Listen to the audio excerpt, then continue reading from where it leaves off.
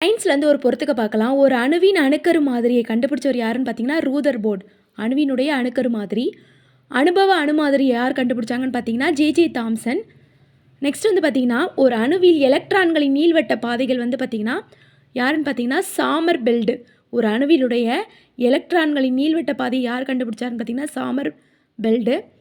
Hydrogen அணுவின் மாதிரி யார் கண்டுபிடிச்சாங்கன்னு பார்த்தீங்கன்னா போர். ஹைட்ரஜன் அணுவின் மாதிரியே போரு. நெக்ஸ்ட் வந்து பார்த்தீங்கன்னா பிராக்லி. பிராக்லி வந்து எதை கண்டுபிடிச்சாருன்னு பார்த்தீங்கன்னா பருப்பொருள். ஜே தாம்சன் வந்து பார்த்தீங்கன்னா எலக்ட்ரானு. நெக்ஸ்ட் என்ன பார்த்தோம், ஒரு அனுபவ அணு மாதிரியை கண்டுபிடிச்சவரும் ஜே தாம்சன் தான். ராஞ்சன் வந்து பார்த்தீங்கன்னா எக்ஸ் கதிர்கள். பெக்குரல் வந்து பார்த்தீங்கன்னா கதிரியக்கம். பெக்குரல் வந்து பார்த்தீங்கன்னா கதிரியக்கம். நெக்ஸ்ட் வந்து பார்த்தீங்கன்னா ஒரு அணு நிறையின் தனிமத்தினுடைய நிறையன் வந்து பார்த்திங்கன்னா எதை பொறுத்து இருக்குன்னு பார்த்தீங்கன்னா தனிமத்தினுடைய நிறையன் அதில் உள்ள புரோட்டான்கள் மற்றும் நியூட்ரான்களின் எண்ணிக்கையை பொறுத்து தான் இருக்கும். ஒரு தனிமத்தின் நிறையன் என்பது அதில் உள்ள புரோட்டான்கள் மற்றும் எலக்ட்ரான்களின் நிறையை தான் பொறுத்து இருக்கும்.